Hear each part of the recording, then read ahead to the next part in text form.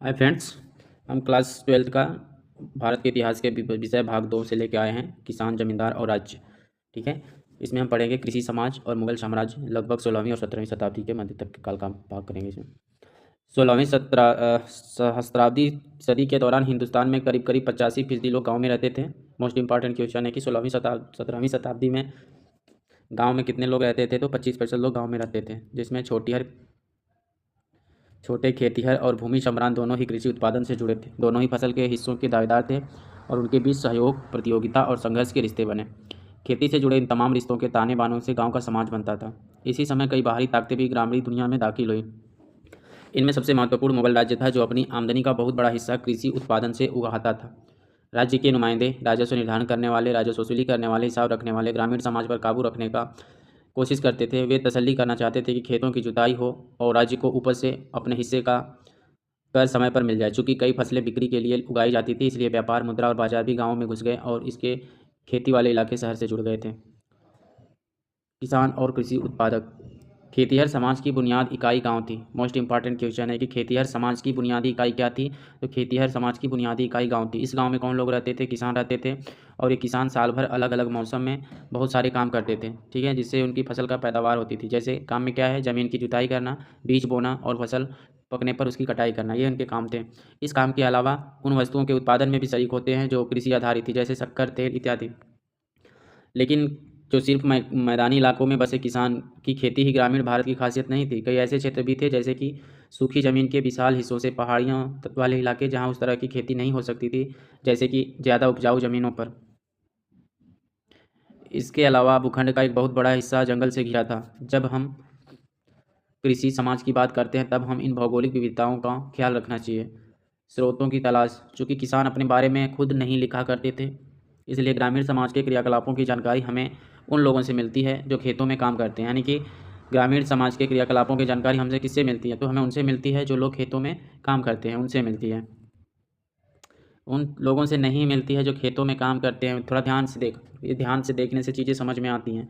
चूँकि किसान अपने बारे में खुद नहीं लिखा करते थे, इसलिए ग्रामीण समाज के क्रियाकलापों की जानकारी हमें उन लोगों से नहीं मिलती जो खेतों में काम करते हैं। नतीजतन हमें 16वीं और 17वीं सदी के कृषि इतिहास को समझने के लिए हमारे मुख्य स्रोत वे ऐतिहासिक ग्रंथ व दस्तावेज हैं जो मुगल दरबार की निगरानी में लिखे गए थे। यानी हम अगर इतिहास लिखना चाहें कृषि इतिहास को समझने के लिए, तो हम उस किसान के द्वारा नहीं समझ सकते जो उस पर खेती करते थे, क्योंकि वो लोग ये सब चीज़ें लिखते नहीं थे। इसके लिए हमें किस पे डिपेंड होना पड़ेगा? मुगल ऐतिहासिक ग्रंथों पे डिपेंड होना पड़ेगा। सबसे महत्वपूर्ण ऐतिहासिक ग्रंथ में था, एक थी, उसका नाम क्या था? आईने अकबरी, जिसके अकबर के दरबारी इतिहासकार थे अबुल फजल।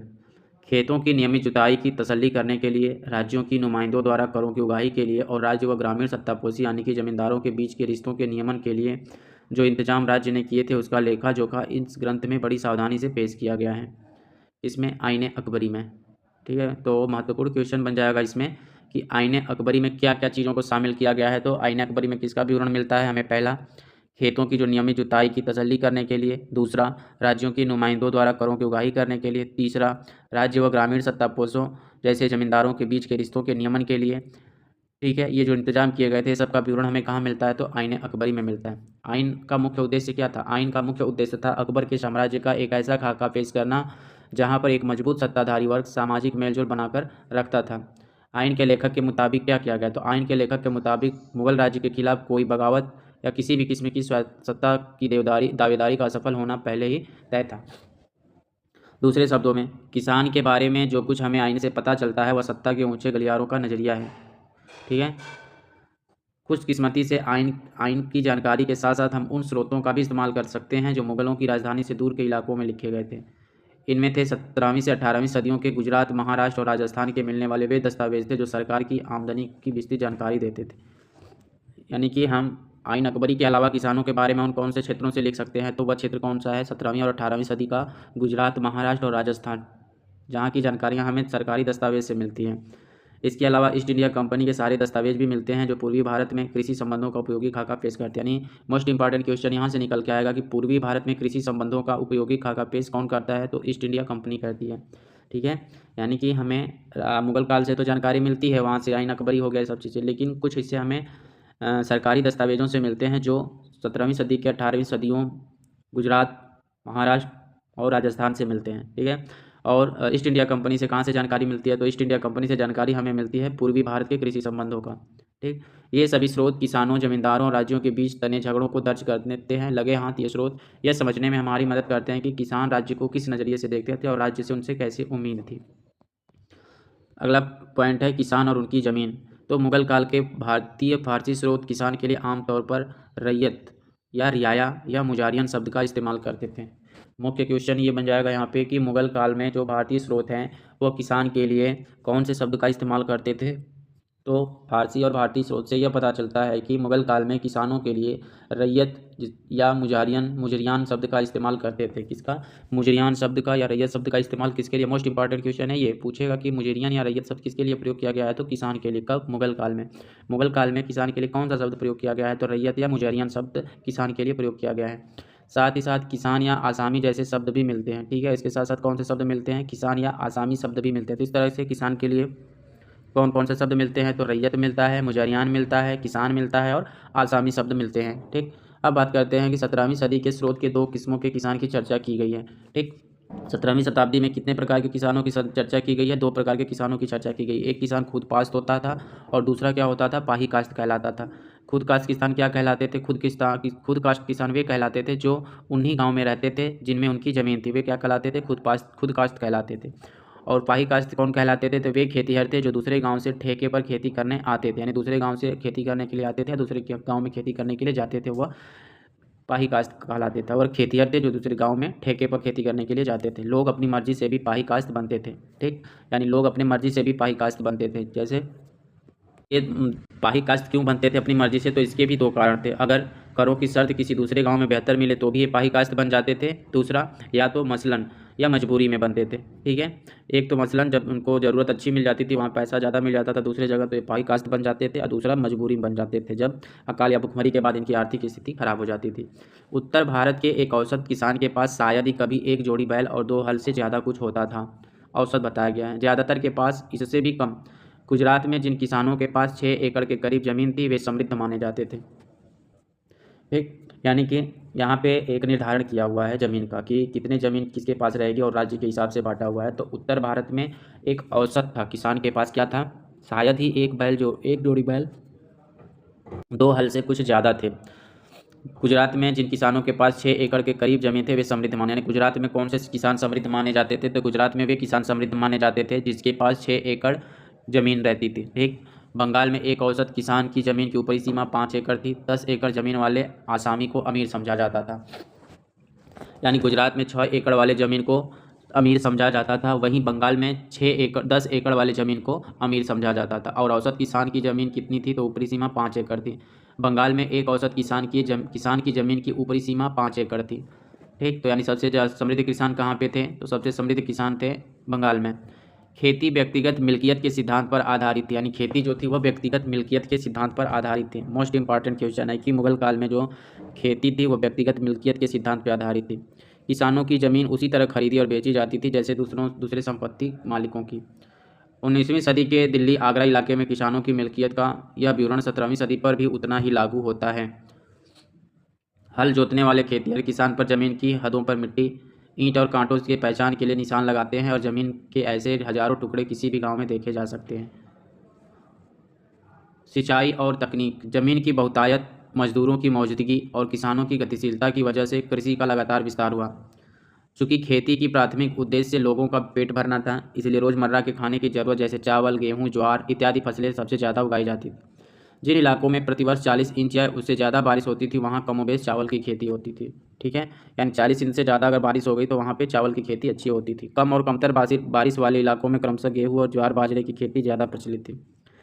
मानसून भारतीय कृषि की रीढ़ था, जैसे कि आज भी है, लेकिन कुछ ऐसी फसलें थी जिसके लिए अतिरिक्त पानी की ज़रूरत पड़ती थी। इनके लिए सिंचाई के कृत्रिम उपाय बनाने पड़े थे। सिंचाई कार्यों को राज्य की मदद भी मिलती थी। मसलन उत्तर भारत में राज्य ने कई नहरें व नाले खुदवाए और पुरानी नहरों की मरम्मत करवाई। जैसे शाहजहाँ के शासनकाल के दौरान पंजाब में शाह नहर बनी थी। मोस्ट इंपॉर्टेंट क्वेश्चन है कि शाह नहर का निर्माण किसने किया था? तो शाह नहर का निर्माण शाहजहाँ ने किया था। ठीक है। शाह नहर का निर्माण किसने किया था? तो शाह नहर का निर्माण शाहजहाँ ने किया था। कहाँ पे किया था? पंजाब में किया था। ठीक है। शाह नहर का निर्माण पंजाब में हुआ था। किया किसने था? शाहजहाँ ने। वैसे तो खेती मेहनत कसी का काम था, लेकिन किसान ऐसी तकनीकों का इस्तेमाल करते थे जो अक्सर पशुबल पर आधारित होता था। ऐसा एक उदाहरण लकड़ी के हल उस हल्के हल का दिया जाता है जिसकी एक छोर पर लोहे की नुकीली धार या फाल लगाकर आसानी से बनाया जाता था। ऐसे हल मिट्टी को बहुत गहरे नहीं खोदते थे, जिसके कारण तेज गर्मी के महीनों में नमी बची रहती थी। बैलों को जोड़े के सहारे खींचे जाने वाले भरमे का इस्तेमाल बीज बोने के लिए किया जाता था, लेकिन बीजों को हाथ से छिड़क कर बोने का रिवाज ज़्यादा प्रचलित था। मिट्टी की गुड़ाई और मुगल काल की बात कर रहे हैं। मुगल काल में बीजों को हाथ से छिड़क कर बोने का रिवाज ज़्यादा था। ठीक है। मिट्टियों की गुड़ाई और साथ साथ निराई के लिए लकड़ी के मुठ वाले हल्के पतले धार काम में लाए जाते थे। अगला पॉइंट है 1.4 में, जिसमें है फसलों की भरमार।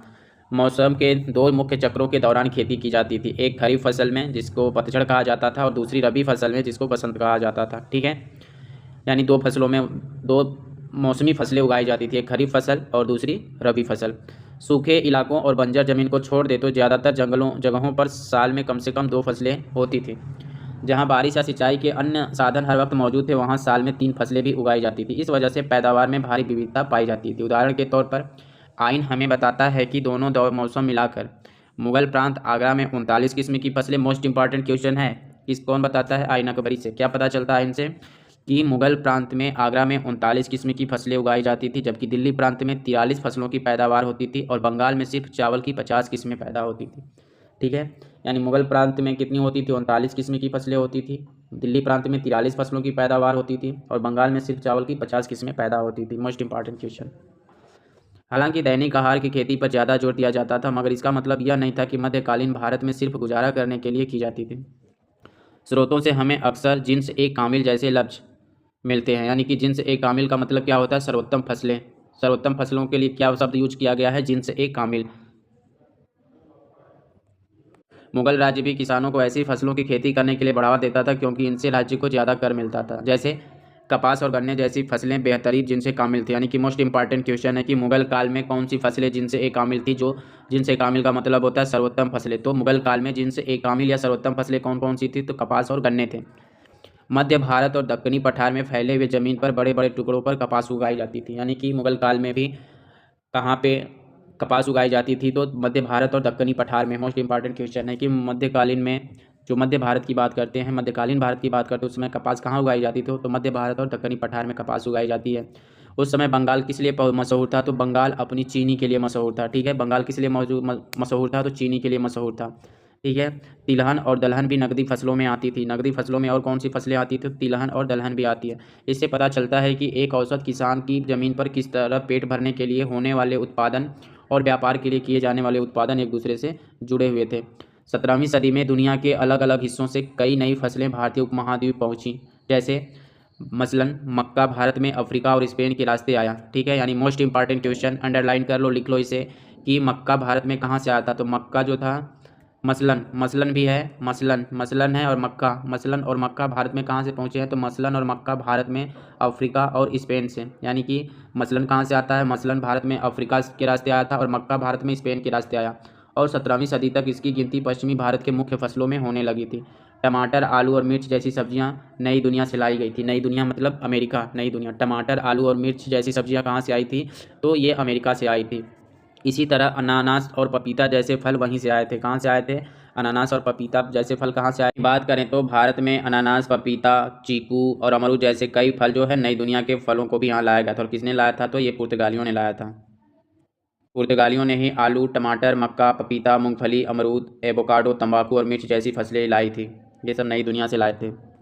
पपीता जो है आज के समय में भारत में सबसे ज़्यादा उत्पादन किया जाता है। तंबाकू का प्रसार, यह पौधा सबसे पहले दक्कन पहुंचा था। यानी तंबाकू सबसे पहले कहाँ पहुंचा था? तो दक्कन पहुंचा था। वहाँ से 17वीं सदी के शुरुआती वर्षों में इसे उत्तर भारत लाया गया था। ठीक है। यानी तंबाकू सबसे पहले कहाँ पहुंचा था भारत में? तो सबसे पहले यह दक्कन पहुंचा था।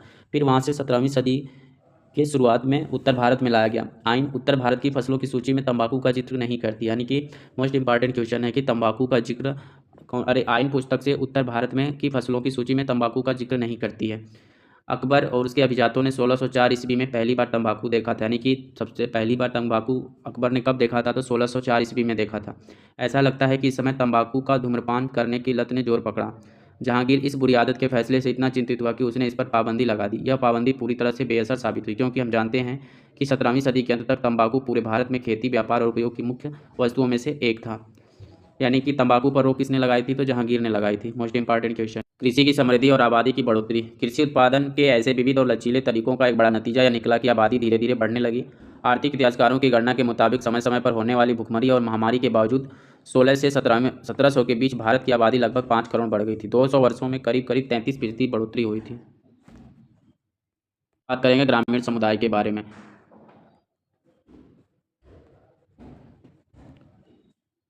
कई मायनों में जो किसान की अपनी ज़मीन पर व्यक्तिगत मिल्कियत होती थी, साथ ही जहाँ तक उनके सामाजिक अस्तित्व का सवाल है तो कई मायनों में वे एक सामाजिक ग्रामीण समुदाय का हिस्सा थे। इसके मुख्य 3 घटक थे: खेतिहर किसान, पंचायत और गांव का मुखिया, मुकद्दम या मंडल। यानी कि ग्रामीण समुदाय जो था उसके 3 घटक थे। कौन कौन से? खेतिहर समाज था, पंचायत था और गाँव का मुखिया था। तो गाँव को मुखिया को क्या कहा जाता था? मुकद्दम या मंडल कहा जाता था। ठीक है, ये क्वेश्चन पूछ देगा कि मुकद्दम से किससे संबंधित है, तो गाँव के मुखिया को मुकद्दम कहा जाता था। जातीय और ग्रामीण माहौल। जाति और अन्य जाति जैसे भेदभावों की वजह से खेतिहर किसान कई तरह से समूहों में बट गए, यानी कि उस समय भी जाति का प्रभाव दिख रहा था। ठीक है, खेतों की जुताई करने वालों में एक बड़ी तादाद ऐसे लोगों की थी जो नीच समझे जाने वाले कामों में लगे थे या फिर से खेतों में मजदूरी करते थे। हालांकि खेती लायक जमीन की कमी नहीं थी, फिर भी कुछ जाति के लोगों को सिर्फ नीच समझे जाने वाले काम ही दिए जाते थे। इस तरह वे गरीब रहने के लिए मजदूर थे। जनगणना तो उस वक्त नहीं होती, पर जो थोड़े बहुत आंकड़े और तथ्य हमारे पास हैं उनसे पता चलता है कि गांव की आबादी का बहुत बड़ा हिस्सा ऐसे ही समूहों का था जिनके पास संसाधन सबसे कम थे और जाति व्यवस्था की पाबंदियों से बंधे थे। इनकी हालात कमोबेश वैसी ही थी जैसी कि आधुनिक भारत में दलितों की। दूसरे संप्रदायों में भी ऐसे भेदभाव फैलने लगे थे। मुसलमान समुदायों में हलाल खुरान जैसे नीच कामों से जुड़े समूह गांव की हदों के बाहर ही रह सकते थे। यानी कि मुसलमान समुदाय में किसको बाहर रखा गया था? तो हलाल खुरान थे, जो ये नीच माने जाते थे। मुसलमान समुदाय में सबसे नीच माने जाने वाले कौन लोग थे? तो हलाल खुरान थे। इसी तरह बिहार में कौन थे? बिहार में मल्लाह जादाओं की तुलना दासों से की जाती है। यानी कि बिहार के जो मल्लाह जादा उनकी तुलना किससे की जाती है? तो दासों से की जाती है। और मुसलमान समुदाय में सबसे नीच कौन माने जाते थे? हलाल खुरान माने जाते थे। समाज के निचले तबकों में जाति, गरीबी और सामाजिक हैसियत के बीच सीधा रिश्ता था, ऐसा बीच के समूहों में नहीं था। 17वीं सदी में मारवाड़ में लिखी गई एक किताब राजपूतों की चर्चा किसानों के रूप में करती है। यानी कि 17वीं सदी में एक किताब लिखी गई तो उसमें मारवाड़ में लिखी गई है किताब है उसकी, उसमें राजपूतों की चर्चा किसमें की गई है? तो राजपूतों की चर्चा एक किसान के रूप में की गई है। इस किताब के मुताबिक जाट भी किसान थे, लेकिन जाति व्यवस्था में उनकी जगह राजपूतों के मुकाबले नीची थी। यानी कि जाटों की स्थिति कहाँ पे थी? तो जाटों की स्थिति राजपूतों से नीची थी। 17वीं सदी में राजपूत होने का दावा वृंदावन के इलाके में गौरव समुदाय ने भी किया था। यानी कि 17वीं शताब्दी में राजपूत होने का दावा किसने किया था? तो राजपूत होने का दावा वृंदावन के इलाके में गौरव समुदाय ने किया था। किसने? गौरव समुदाय ने। उत्तर प्रदेश गौरव समुदाय कहाँ पे रहता था? तो गौरव समुदाय वृंदावन उत्तर प्रदेश में रहता था और वो अपने आप को राजपूत होने का दावा किया था। इसके बावजूद इसके कि वे ज़मीन की जुताई के काम में लगे थे, यानी कि अपने आप को सबसे ऊंचे ज़्यादा करते हैं, उसके बाद भी लोग खेतों में काम करते थे। पशुपालन और बागवानी में बढ़ते मुनाफे की वजह से अहीर, गुज्जर और माली जैसी जातियां सामाजिक पीढ़ी में ऊपर उठी थी। मोस्ट इंपॉर्टेंट क्वेश्चन है कि मुगल काल में कौन सी जातियां ऊपर उठी थी? तो पशुपालन और बागवानी में बढ़ते मुनाफे से अहीर, गुज्जर और माली जैसी जातियां सामाजिक स्तर में ऊपर उठी थी। पूर्वी इलाके में पशुपालक और मछुआरी जातियां जैसे सदगोप व कैवर्त भी किसानों की भी सामाजिक स्थिति पाने लगी थी।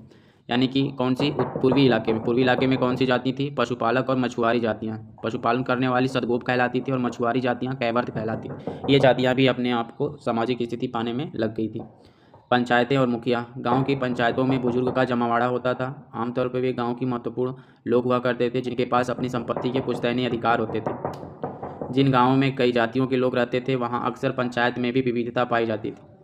यह एक ऐसा अल्पतंत्र था जिसमें गांव के अलग अलग संप्रदायों और जातियों की नुमाइंदगी होती थी। फिर भी इसकी संभावना कम ही है कि छोटे मोटे और नीच काम करने वाले खेतिहर मजदूर के लिए इसमें कोई जगह होती होगी। पंचायत का फैसला गांव में सबको मानना पड़ता था। पंचायत का सरदार मुखिया होता था जिसे मुकद्दम या मंडल कहते थे। पंचायत का सरदार एक मुखिया होता था, यानी गांव का मुखिया, जिसे मुकद्दम या मंडल कहा जाता था। कुछ स्रोतों से ऐसा लगता है कि मुखिया का चुनाव गांव के बुजुर्गों की आम सहमति से होता था और इस चुनाव के बाद इन्हें इसकी मंजूरी जमींदार से लेनी पड़ती थी। मोस्ट इंपॉर्टेंट क्वेश्चन है, गांव के मुखिया का चुनाव कौन करता था? गांव के मुखिया का चुनाव बुजुर्गों की आम सहमति से होता था और चुनाव के बाद मुखिया को किससे मंजूरी लेनी पड़ती थी? तो जमींदार से मंजूरी लेनी पड़ती थी। मुखिया अपने ओहदे पर तभी तक बना रहता था जब तक गांव के बुजुर्गों का उस पर भरोसा होता था। ऐसा नहीं होने पर बुजुर्ग उसे बर्खास्त कर सकते थे। गांव की आमदनी व खर्चे का हिसाब किताब अपनी निगरानी में बनवाना मुखिया का मुख्य काम था। मुखिया का मुख्य काम क्या था? मुखिया का काम था कि गांव की आमदनी व खर्चे का हिसाब किताब अपने निगरानी में बनवाना है। और इसमें गांव का मदद कौन करता था? तो पंचायत का पटवारी ही मुखिया का मदद करता था ये काम करने में। पंचायत का खर्चा गांव के उस आम खजाने से चलता था जिसमें हर व्यक्ति अपना योगदान देता था। इस खजाने से उन कर अधिकारियों की खातिरदारी का खर्चा भी किया जाता था, जो समय समय पर गांव का दौरा किया करते थे। दूसरी ओर इस कोष का इस्तेमाल बाढ़ जैसे प्राकृतिक विपदाओं से निपटने के लिए भी किया जाता था और ऐसे सामुदायिक कार्यों के लिए भी किया जाता था जो खुद नहीं कर सकते थे, जैसे कि मिट्टी के छोटे मोटे बांध बनाना या नहर खोदना। पंचायत का एक बड़ा काम यह तसल्ली करना था कि गांव में रहने वाले अलग अलग समुदायों के लोग अपनी जाति की हदों के अंदर रहें। पूर्वी भारत में सभी शादियां मंडल की मौजूदगी में होती थीं। यूँ कहा जाता था कि जैसे जाति की अवहेलना रोकने के लिए, यानी कि जो शादियों मंडल में क्यों की जाती थी पूर्वी भारत में शादियाँ पूछ देगा क्वेश्चन कि शादियाँ मंडल की मौजूदगी में कहाँ पे होती थी, तो पूर्वी भारत में होती थी। ठीक है, क्यों होती थी? क्योंकि जाति की अवहेलना को रोकने के लिए की जाती थी। लोगों के आचरण पर नजर रखना गांव के मुखिया की जिम्मेदारी में से एक था। पंचायतों और जुर्माना लगाने और समुदाय से निष्कासित करने जैसे ज़्यादा गंभीर दंड देने के अधिकार थे। समुदाय से बाहर निकालना एक कड़ा कदम था जो कि एक सीमित समय के लिए लागू किया जाता था। ठीक है, समुदाय से बाहर निकालना क्या करना था? एक बहुत बड़ा कदम था जो एक सीमित समय के लिए लागू किया जाता था। इसके तहत दंडित व्यक्ति को गांव छोड़ना पड़ता था। इस दौरान वह अपनी जाति और पेशे से हाथ धो बैठता था। ऐसी नीतियों का मकसद जातिगत रिवाजों की अवहेलना रोकना था। ग्राम पंचायत के अलावा गांव में हर जाति की अपनी पंचायत होती थी। ग्राम पंचायत के अलावा गांव में हर जाति की अपनी पंचायत होती थी। समाज में पंचायतें काफ़ी ताकतवर होती थी। जैसे राजस्थान में जाति पंचायतें अलग अलग जातियों के लोगों के बीच दीवानी के झगड़ों का निपटारा करती थी। ठीक है, यानी कि पंचायतें जो अलग अलग जातियों के लोगों के बीच दीवानी के झगड़ों का निपटारा करती थी, तो कहाँ पे था? राजस्थान में। वे ज़मीन से जुड़े दावेदारियों के झगड़े सुलझाती थी या तय करती थी कि शादियाँ जातिगत मानदंडों के मुताबिक हो रही है या नहीं, और यह भी कि गांव के आयोजन में किसके ऊपर तहरीर दी जाएगी, कर्मकांडी वर्चस्व किस क्रम में होगा। फौजदारी न्याय को छोड़ दें तो ज़्यादातर मामलों में राज्य जाति के फैसलों को मानता था। यानी कि राज्य जाति पंचायत के कौन से फैसले को मानता था? तो फौजदारी न्याय को छोड़कर सभी फैसलों को राज्य जो था वो जाति पंचायत के फैसलों को मानता था। यानी पंचायत जो फैसला लेती थी वो फैसला राज्य को मानना पड़ता था। केवल कौन सी फैसला को छोड़ के? तो फौजदारी फैसला को छोड़ के। पश्चिमी भारत में बात करें तो खासकर राजस्थान और महाराष्ट्र जैसे प्रांतों के संकलित दस्तावेजों में ऐसी कई अर्जियां हैं जिनमें पंचायत से ऊंची जातियों या राज्य के अधिकारियों के खिलाफ जबरन कर उगाही या बेकार वसूली की शिकायत की गई। आमतौर पर यह अर्जियां ग्रामीण समुदाय के सबसे निचले तबके के लोग लगाते थे। अक्सर सामूहिक तौर पर भी ऐसी अर्जियां दी जाती थी। इनमें किसी जाति या संप्रदाय के विशेष के लोग संभ्रांत समूहों की उन मांगों के खिलाफ अपना विरोध जताते थे जिन्हें वे नैतिक दृष्टि से अवैध मानते थे। उनमें एक थी बहुत ज़्यादा कर की मांग, क्योंकि इससे किसानों का दैनिक गुजारा ही जोखिम से भरा पड़ा था। खासकर सूखे ऐसी दूसरी विपदाओं के दौरान उनकी नज़रों में जिंदा रहने के लिए एक न्यूनतम बुनियादी साधन उनका परंपरागत रिवाजी हक था। वे समझते थे कि ग्राम पंचायत को इसकी सुनवाई करनी चाहिए और यह सुनिश्चित करना चाहिए कि राज्य अपना नैतिक फर्ज अदा करे और न्याय करे। निचली जाति के किसानों और राज्य के अधिकारियों या स्थानीय जमींदारों के बीच झगड़ों में पंचायत के फैसले अलग अलग मामलों में अलग अलग हो सकते थे। अत्यधिक कर की मांगों के मामले में पंचायत अक्सर समझौते का सुझाव देती थी। यानी अत्यधिक कर के मांगों के मामले में पंचायत क्या करती थी? तो समझौते का सुझाव देती थी। जहां समझौता नहीं हो पाता वहां किसान विरोध के ज़्यादा उग्र रास्ते अपनाते थे, जैसे कि गांव छोड़कर भाग जाना। जोतने लायक खाली जमीन अपेक्षाकृत आसानी से उपलब्ध थी, जबकि श्रम को लेकर प्रतियोगिता थी। इस वजह से गांव छोड़कर भाग जाना खेतिहर के हाथ में एक बड़ा प्रमुख हथियार था। भ्रष्ट मंडल का क्या उल्लेख है इसमें? तो मंडल अक्सर अपने ओहदे का गलत इस्तेमाल करते थे। मुख्यतः उन पर यह आरोप था कि वे पटवारी के साथ मिलकर हिसाब किताब में हेराफेरी करते थे, और यह भी कि वे अपनी ज़मीन पर कर का आकलन कम करके अतिरिक्त बोझ छोटे किसानों पर डाल देते थे। बात करेंगे ग्रामीण दस्तकार के बारे में।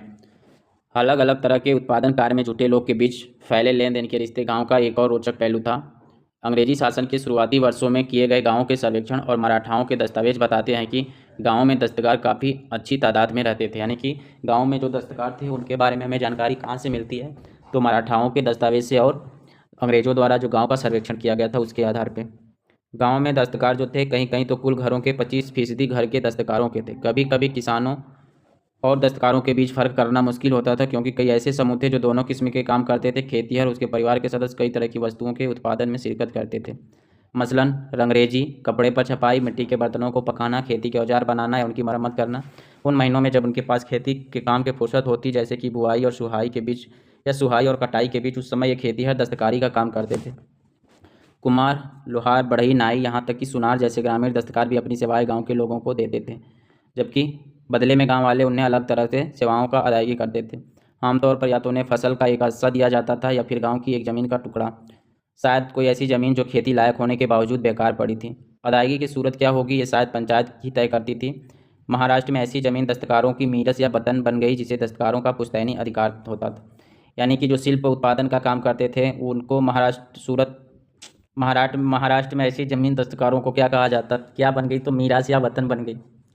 दस्तकारों का पुश्तैनी अधिकार किस पे था, दस्तकारों का पुश्तैनी अधिकार मीरास या वतन कहा जाता था। कहाँ पे, महाराष्ट्र में। मोस्ट इंपॉर्टेंट क्वेश्चन है कि मीरास और वतन का संबंध किससे है, तो मीरास या वतन का संबंध महाराष्ट्र के जमीन दस्तकारों से है। यही व्यवस्था कभी कभी थोड़े बदले हुए रूप में भी पाई जाती थी, जहां दस्तकार और हर एक खेतिहर परिवार सदस्य बातचीत करके अदायगी या की किसी एक व्यवस्था पर राजी होते थे। ऐसे में आमतौर पर वस्तुओं और सेवाओं का विनिमय होता था। उदाहरण के तौर पर 18वीं सदी के स्रोत बताते हैं कि बंगाल में जमींदार उनकी सेवाओं के बदले लोहारों, बढ़ई और सुनार तक को रोज का भत्ता और खाने के लिए नकदी देते थे। इस व्यवस्था को जजमानी कहते थे। हालांकि यह शब्द 16वीं व 17वीं शताब्दी में बहुत इस्तेमाल नहीं होता था। ये सबूत मज़ेदार है क्योंकि इनके पता चलता है कि गांव के छोटे स्तर पर फेर बदल के रिश्ते कितने पेचीदा थे। ऐसा नहीं कि नगद अदायगी का चलन बिल्कुल ही नदारद था। एक छोटा सा गणराज्य। 19वीं सदी के कुछ अंग्रेज अफसरों ने भारतीय गांवों को एक ऐसे छोटे गणराज्य के रूप में देखा जहां लोग सामूहिक स्तर पर भाईचारे के साथ संसाधनों और श्रम का बंटवारा करते थे। लेकिन ऐसा नहीं लगता कि गांव में सामाजिक बराबरी थी। संपत्ति की व्यक्तिगत मिल्कियत होती थी, जिस साथ ही जाति और जेंडर के नाम पर समाज में गहरी विषमताएं थी। कुछ ताकतवर लोग गांव के मसलों पर फैसले लेते थे और कमज़ोर वर्गों का शोषण करते थे। न्याय करने का अधिकार भी उन्हीं को मिला था। इससे भी महत्वपूर्ण बात यह थी कि गांव और शहरों के बीच होने वाले व्यापार की वजह से गाँव में भी नकद के रिश्ते फैल चुके थे। मुगलों के केंद्रीय इलाकों में कर की गणना और वसूली की नकद में भी की जाती थी। दस्तकार निर्यात के लिए उत्पादन करते थे, उन्हें उनकी मजदूरी या पूर्व भुगतान भी नकद में ही मिलता था। इसी तरह कपास, रेशम या नील जैसी व्यापारिक फसलें पैदा करने वालों का भुगतान भी नकदी होता था। यानी किस फसल का पैदा करने पर भुगतान नकदी होता था, तो वह फसल थी कपास, रेशम और नील। गाँवों में मुद्रा। 17वीं शताब्दी में फ्रांसीसी यात्री जॉन बैप्टिस्ट टैवर्नियर को यह बात उल्लेखनीय लगी कि भारत में वे गांव बहुत ही छोटे कहे जाएंगे जिनमें मुद्रा की फेरबदल करने वाले, जिन्हें सराफ कहते हैं, न हो। एक बैंकर की तरह सराफा हवाला भुगतान करते हैं और अपनी मर्जी के मुताबिक पैसे के मुकाबले रुपए की कीमत बढ़ा देते हैं और कौड़ियों के मुकाबले पैसे की। तो यह बात किसने की है, तो बैप्टिस्ट फ्रांसवा टैवर्नियर ने की है। फ्रांसीसी यात्री था जॉन बैप्टिस्ट टैवर्नियर। कब आया था, 17वीं शताब्दी में आया था। किसके काल में आया था। बैप्टिस्ट टैवर्नियर कौन था, तो बैप्टिस्ट टैवर्नियर जो था वो 17वीं शताब्दी में एक फ्रांसीसी रत्न व्यापारी और यात्री था। यह 17वीं शताब्दी में भारत आया था। यह मुगल शासक शाहजहां और औरंगजेब के शासनकाल के दौरान भारत आया था। इसने भारत की 6 बार यात्रा की थी। कितनी बार यात्रा की थी, 6 बार यात्रा करती। कब, 1638 से लेकर 1668 ईस्वी तक इसने भारत की 6 बार यात्रा की थी। तो यह क्या बताता है, तो यह बताता है किसके बारे में, तो गाँव में मुद्रा के बारे में बताता है। कहता है कि भारत में वे गाँव बहुत ही छोटे कहे जाएंगे जिनमें सर्राफा न हो, जो बैंक के रूप में काम करता था। ठीक है, कौन कह रहा है, टैवर्नियर कह रहा है, बैप्टिस्ट।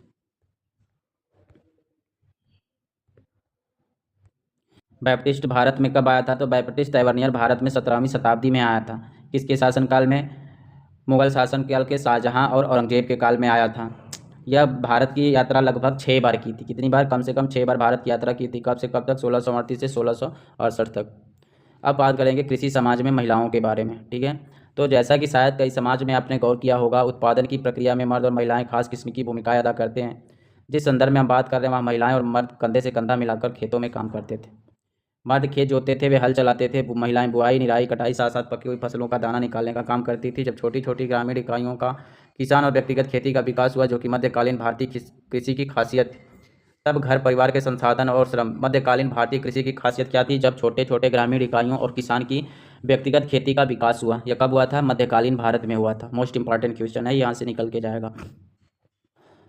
स्वाभाविक तौर पर ऐसे में लिंगबोध के आधार पर आमतौर पर किया जाने वाला फर्क घरों के महिलाएं और बाहर के लिए मर्द मुमकिन नहीं था। यानी कि यह भेदभाव वहाँ पे मध्यकाल भारत में देखने को नहीं मिलता है। फिर भी महिलाओं को जैव वैज्ञानिक क्रियाओं को लेकर लोगों के मन में पूर्वाग्रह बने रहे। मसलन पश्चिमी भारत में राजस्व लॉ महिलाओं को हल या कुम्हार का चाक छूने की इजाज़त नहीं थी। यह कहाँ पे देखने को मिलता है, तो पश्चिमी भारत में देखने को मिलता है। इसी तरह बंगाल में अपने मासिक धर्म के समय महिलाएं पान के बागान में नहीं घुस सकती थी। साथ सूत काटने, बर्तन बनाने के लिए मिट्टी को साफ करने और गूंथने और कपड़ों पर कढ़ाई जैसे दस्तकारी के काम उत्पादन के ऐसे पहलू थे जो महिलाओं के श्रम पर निर्भर थे। किसी वस्तु का जितना वाणिज्यीकरण होता था, उसके उत्पादन के लिए महिलाओं के श्रम की उतनी ही मांग होती थी। दरअसल किसान और दस्तकार महिलाएं जरूरत पड़ने पर न सिर्फ खेतों में काम करती थी, बल्कि नियोक्ताओं के घरों पर भी जाती थी और बाजारों में भी जाती थी। चूँकि समाज श्रम पर निर्भर था, इसलिए बच्चा पैदा करने की अपनी काबिलियत की वजह से महिलाओं को महत्वपूर्ण संसाधन के रूप में देखा जाता था। फिर भी शादीशुदा महिलाओं की कमी थी, क्योंकि कुपोषण, बार बार मां बनने और प्रसव के वक्त के मौत की वजह से महिलाओं में मृत्यु दर बहुत ज़्यादा था। इससे किसान और दस्तकार समाज में ऐसे सामाजिक रिवाज पैदा हुए जो संभ्रांत समूहों की बहुत अलग। कई ग्रामीण संप्रदायों में शादी के लिए दुल्हन की कीमत अदा करने की ज़रूरत होती थी, न कि दहेज की। तलाकशुदा महिलाएं और विधवाएं दोनों ही कानूनन शादी कर सकती थीं।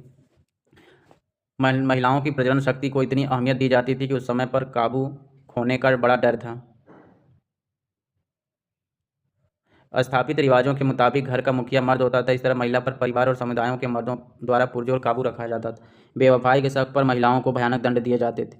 राजस्थान, गुजरात और महाराष्ट्र आदि पश्चिमी भारत के इलाकों से मिले दस्तावेज में ऐसी दरख्वास्त मिली है जो महिलाओं ने न्याय और मुआवजे की उम्मीद से ग्राम पंचायत को भेजी थी। पत्नियां अपने पतियों की बेवफाई का विरोध करती दिखाई देती हैं और फिर गृहस्थी के मर्द पर यह आरोप लगाती हैं कि पत्नी और बच्चों की अनदेखी करता है। मर्दों की बेवफाई हाँ हमेशा दंडित नहीं होती थी, लेकिन राज्य और ऊंची जाति के लोग अक्सर ये सुनिश्चित करने की कोशिश करते कि परिवार में भरण पोषण का इंतजाम हो जाए। ज़्यादातर जब महिलाएं पंचायत को दरख्वास्त देती थी, उनके नाम दस्तावेज में दर्ज नहीं किए जाते। दरख्वास्त करने वाले का हवाला गृहस्थी के मर्द, मुखिया की माँ, बहन या पत्नी के रूप में दिया जाता था। भूमिहर भद्रजनों में महिलाओं को पुश्तैनी संपत्ति का हक मिला हुआ था। पंजाब से ऐसे उदाहरण मिलते हैं जहाँ महिलाएं पुश्तैनी संपत्ति के विक्रेता के रूप में ग्रामीण जमीन के बाजार में सक्रिय हिस्सेदारी रखते हैं। यानी कि मध्यकालीन में कहाँ से महिलाओं के बारे में यह विवरण मिलता है कि वे अपने पुश्तैनी संपत्ति के विक्रेता के रूप में ग्रामीण जमीन के बाजार में सक्रिय हिस्सेदारी रखती थी, तो मिलता है विवरण पंजाब में। हिंदू और मुसलमान महिलाओं को जमींदारी उत्तराधिकारी में मिलती थी, जिसे बेचने अथवा गिरवी रखने के लिए वे स्वतंत्र थी। बंगाल में भी महिला जमींदारी पाई जाती थी। 18वीं सदी की सबसे बड़ी और मशहूर जमींदारियों में से एक थी राजशाही की जमींदारी, जिसकी कर्ता धर्ता एक स्त्री थी। इस तरह से हमने महिलाओं की स्थिति के बारे में उस समय देखा। पहला पॉइंट कि महिलाएं खेतों में काम करती थी, जो ये बोला जाता था कि नहीं, उनको घर से बाहर नहीं निकलना। ये सोचिए, ये प्रक्रिया उस समय मौजूद नहीं थी, लेकिन उनके ऊपर परिवार का अधिकार रहता था। ठीक है। दूसरा, इनको पूरी छूट थी, ये काम करती थी। इनको जमींदारी में भी व्यवस्था दी गई थी। ठीक है। प्रजनन दर सबकी कम थी, क्योंकि महिलाएं मर जाती थी पहले ही। और होता था इसमें, जब इनको मासिक धर्म आता था उस पर रोक था, वो नहीं जा सकती थी। बंगाल में पान की बागान में नहीं जा सकती थी। ठीक है। महाराष्ट्र में और इसमें अपना पश्चिमी भारत में वो उनको भी वहाँ भी रोक था मासिक धर्म आने पर। महिलाओं के ये प्रमाण मिलते हैं। इनकी जमींदारी के प्रमाण कहाँ से मिलते हैं? तो जमींदारी के प्रमाण इनके बंगाल से मिलते हैं। पंजाब से इनके प्रमाण क्या मिलते हैं? तो पंजाब से इनके ज़मीन को बेचने के प्रमाण मिलते हैं। मालिक होने के बाद ज़मीन को बेचा था इन्होंने, ये भी प्रमाण मिलते हैं। पुश्तैनी प्रमाण मिलते हैं। हिंदू और मुसलमान महिलाओं को जमींदारी उत्तराधिकारी में मिली थी, ये भी प्रमाण मिलते हैं। ठीक है। अब बात करेंगे जंगल और कबीले के बारे में। बसे हुए गाँवों से परे, ग्रामीण भारत में बसे हुए गाँवों के लोग खेती के अलावा भी बहुत कुछ करते थे। जैसे उत्तर और पश्चिमी भारत की गहरी खेती वाले प्रदेशों को छोड़ दें तो ज़मीन के विशाल हिस्से जंगल या झाड़ियों से घिरे हुए थे। यानी उत्तर और पश्चिमी भारत की गहरी खेती वाले प्रदेश को छोड़ दें तो जो ज़मीन थी वो विशाल जंगल से और झाड़ियों से भरी हुई थी।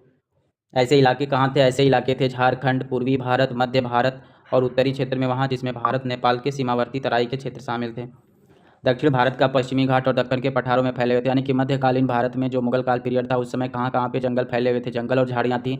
तो उसमें था झारखंड, पूर्वी भारत, मध्य भारत, दक्षिणी भारत का पश्चिमी घाट और दक्कन के पठार थे। ठीक। और उत्तरी क्षेत्र में कौन सा इलाका आता था? तो उत्तरी क्षेत्र में भारत नेपाल के सीमावर्ती इलाके के तराई शामिल थे।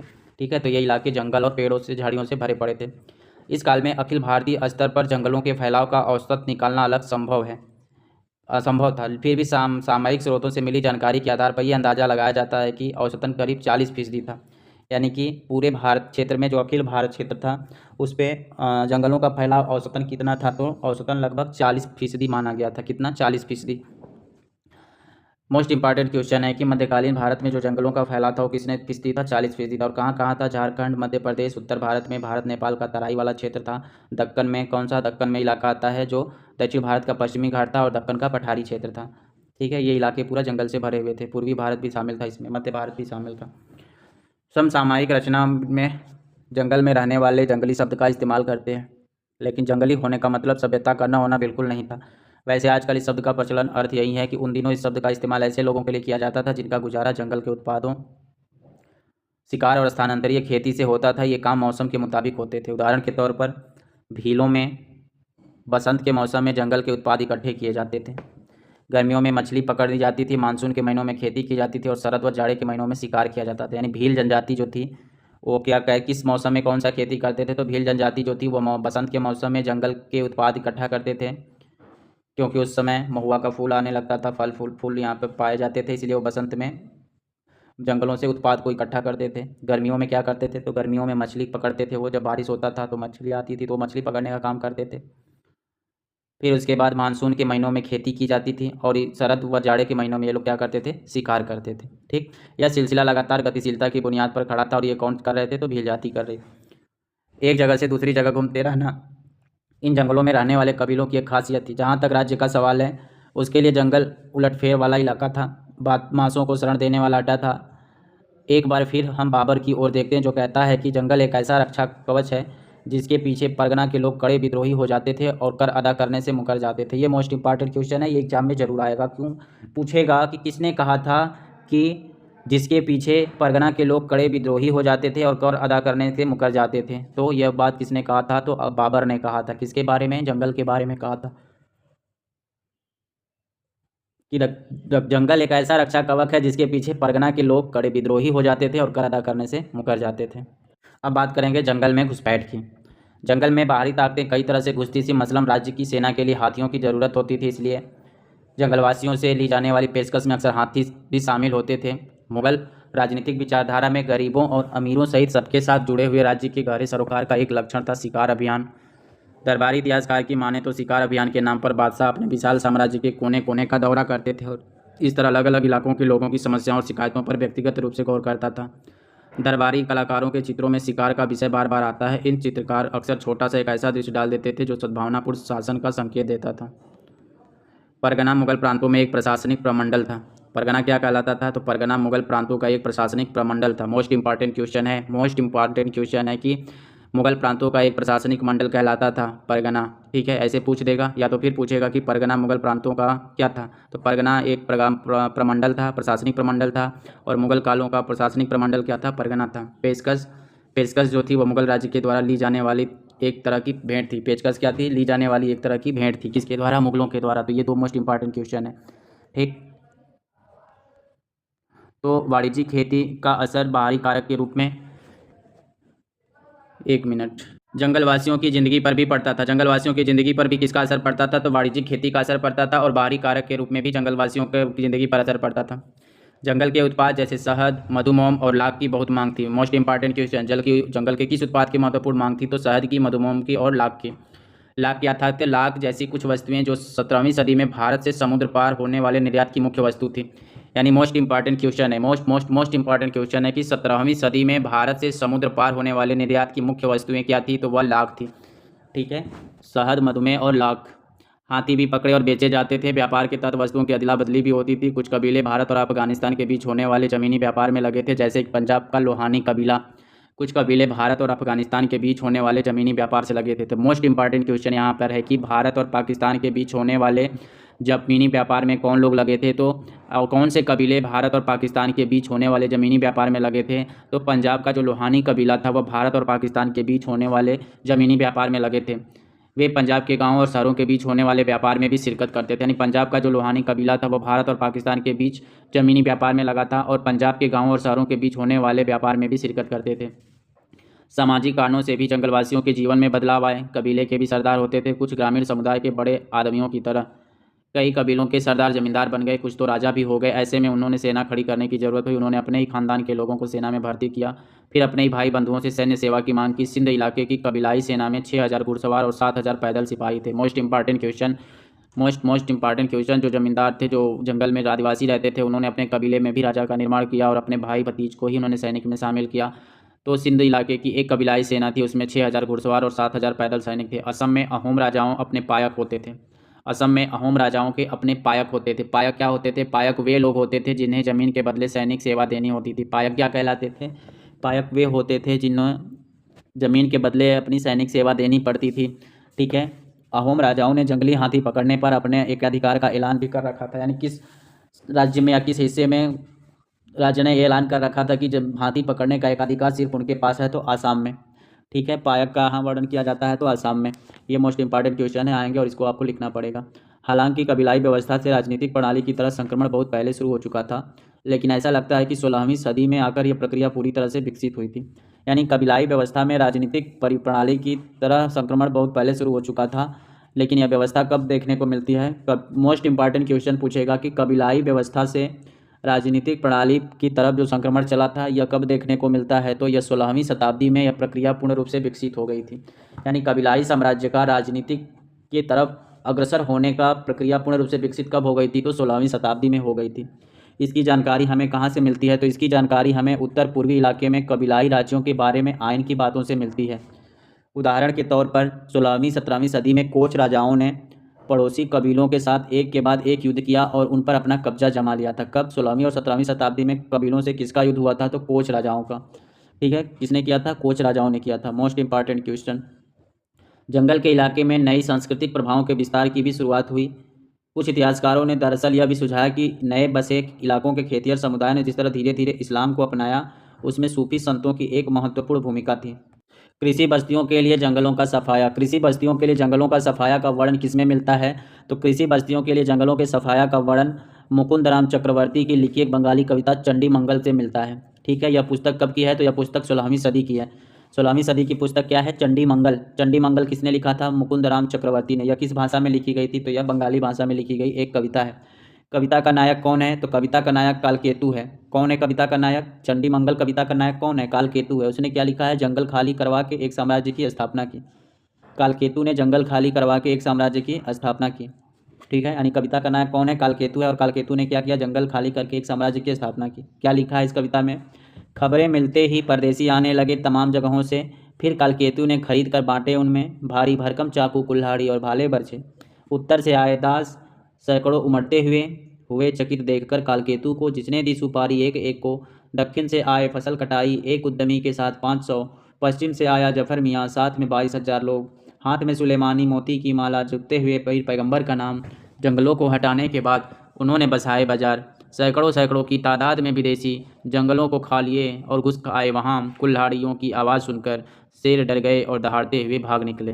किसने लिखा है? तो यह लिखा है मुकुंदराम चक्रवर्ती ने। चंडी मंगल में लिखा है यह। ठीक है, किसके लिए क्या क्या वर्णन किया गया इसमें? तो कालकेतु जो है इस कविता का पात्र है, मेन लीडर है। वह भारी भरकम चाकू कुल्हाड़ी और झोला बर्छे बांटता है। किसको बांटता है? जो उत्तर से आए दास थे, जो सैकड़ों उमड़ते हुए यहाँ पे आए थे, उनको ये सब चीज़ें बांट रहा है। और ये नहीं, उत्तर से जो आए दास वे, तो वो किसको देख के चकित हो रहे हैं? वो कालकेतु को देख के चकित हो रहे हैं, क्योंकि वह एक एक को सुपारी दे रहा है। दक्षिण से कौन आए थे? तो दक्कन से आए थे फसल की कटाई करने वाले, जो एक उद्यमी के साथ थे, और 500 उद्यमी लेके आए थे ये। ठीक है, पश्चिम से कौन आया था? पश्चिम से जफर मियाँ आए थे, जो 22,000 लोगों के साथ आए थे। और एक हाथों में सुलेमानी मोती की माला जपते हुए पीर पैगंबर मोहम्मद आए थे। जंगलों को हटाने के बाद उन्हें बसाए बाजार। ठीक है, तो ये सब इनके लिए कहा गया था। पहाड़ी कबीलों और मैदानों के बीच व्यापार लगभग 1595 ईस्वी में अवध सूबा, जो आज उत्तर प्रदेश का हिस्सा है, अवध सूबे के मैदानी इलाकों और पहाड़ी कबीलों के बीच होने वाले लेन देन के बारे में अबुल फजल ने लिखा है। यानी कि कौन सा ऐसा इलाका था जो पहाड़ी कबीला था और मैदानों के बीच में व्यापार करने के लिए एक जगह थी। तो उत्तर के पहाड़ों से इंसानों मोटे मोटे घोड़े और बकरों के पीठ पर लाद कर बेशुमार सामान ले जाते थे, जैसे कि सोना, तांबा, सीसा, कस्तूरी, सूरा गाय की पूँछ ले जाते थे। शहद, चूक। चूक क्या कहलाता था? तो संतरे के रस और नींबू के रस के साथ उबालकर बनाया जाने वाला एक अम्ल। अनारदाना, अदरक, लंडी मिर्च, मजीठ। मजीठ क्या होता है? जिससे लाल रंग बनाया जाता था। मजीठ की जड़ें, मजीठ की जड़ों से लाल रंग बनाया जाता था। सुहागा, जदवार, जदवार मतलब हल्दी जैसी एक जड़। मोम, ऊनी कपड़े, लकड़ी के सामान, चील, बाज, काले बाज, मरलिन, बाज पक्षी की एक किस्म, और अन्य वस्तुएं। इसके बदले वे सफ़ेद और रंगीन कपड़े, कहरुबा, कहरुबा मतलब एक पीला भूरा धातु जिससे गहने बनाए जाते थे, नमक, हींग, गहने और शीशे व मिट्टी के बर्तन वापस ले जाते हैं। तो हमने सब एक ही में पढ़ लिया। ठीक है, तो इसको फिर से एक बार हम एक्सप्लेन करते हैं। जैसे मान लेते हैं कि पहाड़ी कबीलों और मैदानों के बीच व्यापार लगभग कब होता था? 1595 ईस्वी में। इसका विवरण कौन देता है? अबुल फजल दे रहा है। ठीक है, तो क्या कह रहा है कि उत्तर प्रदेश के पहाड़ों से इंसानों मोटे मोटे घोड़ों और बकरों की पीठ पर लाद कर बेशुमार सामान ले जाते थे। जैसे क्या क्या सामान ले जाते थे लाद कर? सोना, तांबा, सीसा, कस्तूरी, सुरगाय, ये सब चीज़ें, मूंछ, शहद, चूक, अनारदाना, अदरक, लंबी मिर्च, हजीठ की जड़ें, सुहागा, जदवार, मोम, ऊनी कपड़े, लकड़ी के सामान, चील, बाज, काले बाज, मरलिन। ठीक है, ये सब लेके जाते थे और अन्य वस्तुएं वो ले जाते थे। और इसके बदले वो क्या वापस लाते थे? तो इसके बदले वे वापस लाते थे सफ़ेद और रंगीन कपड़े, कहरुबा, नमक, हींग, गहने और शीशे व मिट्टी के बर्तन ये लोग ले जाते थे। ठीक है, उधर से क्या क्या लाते थे? जो भाई अब उत्पादन का चीज़ होगा, मस्त जो जानवर होंगे तो जंगल में मिलेंगे, तो पहाड़ी लोग उधर से ले आते थे और इधर गांव से लेके जाते थे। ठीक है, अब बात करेंगे ज़मींदार के बारे में। तो मुगल भारत में कृषि संबंधों की हमारी दास्तान तब तक अधूरी रहेगी जब तक गांव में रहने वाले एक ऐसे तबके के बारे में न बात कर ली जाए जिनकी कमाई तो खेती से आती थी लेकिन जो कृषि उत्पादन में सीधे हिस्सेदारी नहीं करते थे। यानी जमींदार कौन थे? जो इनकी कमाई खेती से आती थी लेकिन ये कृषि उत्पादन में सीधे हिस्सेदारी नहीं करते थे। ये जमींदार थे जो अपनी ज़मीन के मालिक होते थे और जिन्हें ग्रामीण समाज में ऊंची हैसियत की वजह से कुछ खास सामाजिक और आर्थिक सुविधाएं मिली हुई थी। जमींदारों की बढ़ी हुई हैसियत के पीछे एक कारण जाति था। ठीक है, यानी जमींदारों की हैसियत के बढ़ने का एक कारण जाति था और दूसरा कारण था कि ये लोग राज्य को कुछ खास किस्म की सेवाएं देते थे। जमींदारों की समृद्धि की वजह से उनके विस्तृत व्यक्तिगत जमीन इन्हें मिल्कियत कहते थे। जमींदारों की समृद्धि की वजह थी कि उनकी विस्तृत व्यक्तिगत जमीन थी जिसे मिल्कियत कहा जाता था, यानी इनकी संपत्ति थी। मिल्कियत जमीन पर जमींदार के निजी इस्तेमाल के लिए खेती होती थी। अक्सर इन जमीनों पर दिहाड़ी के मजदूर या पराधीन मजदूर काम करते थे। जमींदार अपनी मर्जी के मुताबिक इन जमीनों को बेच सकते थे, किसी और के नाम कर सकते थे या उन्हें गिरवी रख सकते थे। जमींदारों की ताकत इस बात से भी आती कि वे अपने अक्सर राज्य की ओर से कर वसूल करते थे। इसके बदले उन्हें वित्तीय मुआवजा मिलता था। सैनिक संसाधन उनकी ताकत का एक और जरिया था। ज़्यादातर जमींदारों के पास अपने किले भी थे और उनकी सैनिक टुकड़ियाँ भी, जिसमें घुड़सवारों, तोपखानों और पैदल सिपाहियों के जत्थे होते थे। इस तरह अगर हम मुगलकालीन गाँवों में सामाजिक संबंधों की कल्पना एक पिरामिड के रूप में करें तो जमींदार इसके सक्रिय शीर्ष का हिस्सा थे। अबुल फजल इस ओर इशारा करते हैं कि ऊंची जाति के ब्राह्मण राजपूत गठबंधन ने ग्रामीण समाज पर पहले अपना ठोस नियंत्रण बना रखा था। इसमें तथाकथित मध्य जातियों की भी खासी नुमाइंदगी की, जैसे कि हमने पहले देखा, और इसी तरह कई मुसलमान जमींदारों की भी। समसामयिक दस्तावेजों से ऐसा लगता है कि जंग में जीत जमींदारों की उत्पत्ति का संभावित स्रोत रहा होगा। जमींदारी फैलने का एक तरीका था ताकतवर सैनिक सरदारों द्वारा कमज़ोर लोगों को बेदखल करना, मगर इसकी संभावना कम ही है क्योंकि किसी जमींदार को इतने आक्रामक रूप की इजाज़त राज्य देता हो जबकि वह एक राज्यादेश के जरिए इसकी पुष्टि पहले ही न कर दी गई हो। इससे भी महत्वपूर्ण है कि जमींदारी को पुख्ता करने की धीमी प्रक्रिया स्रोतों के इसके दस्तावेज भी शामिल है। कई तरीके से किया जा सकता है। नई ज़मीनों को बसाकर, जंगलबारी, अधिकारों के हस्तांतरण के जरिए, राज्यों के आदेश से या फिर खरीद कर। यही वे प्रक्रियाएं थी जिनके जरिए अपेक्षाकृत निचली जातियों के लोग भी जमींदार के दर्जे में दाखिल हो सकते थे, क्योंकि इस काल में जमींदारी धड़ल्ले से बेची और खरीदी जाती थी। कई कारणों ने मिलकर परिवार या वंश पर आधारित जमींदारियों को पुख्ता होने का मौका दिया। मसलन राजपूतों और जाटों ने ऐसी रणनीति अपनाकर उत्तर भारत में जमीन की बड़ी बड़ी पट्टियों पर अपना नियंत्रण पुख्ता किया। इसी तरह मध्य और दक्षिण पश्चिम बंगाल में किसान पशुचारियों ने ताकतवर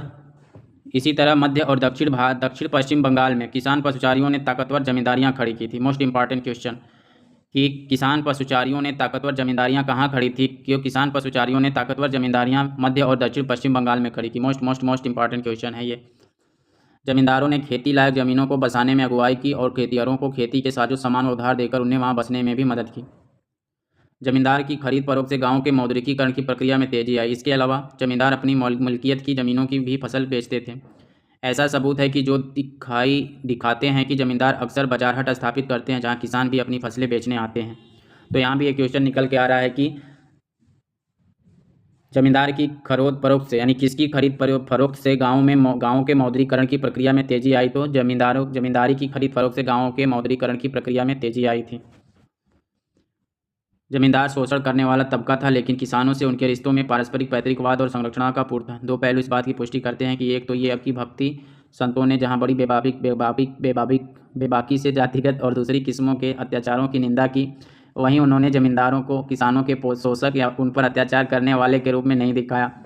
आमतौर पर राज्य का राजस्व अधिकारी उनके गुस्से का निशाना बना। दूसरे 17वीं सदी में भारी संख्या में कृषि विद्रोह हुए और उनमें राज्य के खिलाफ जमींदारों को अक्सर किसानों का समर्थन मिला। एक समांतर सैनिक बल क्या कहलाता? तो आइन के मुताबिक मुगल भारत में जमींदारों को मिली जुली सैनिक शक्ति इस प्रकार थी, यानी जमींदारों की मिली जुली सैनिक शक्ति कितनी थी? तो 3,84,558 घुड़सवार, 82,77,057 पैदल सैनिक थे, 1863 हाथी थे, 4260 तोप थे और 4500 नाव थे।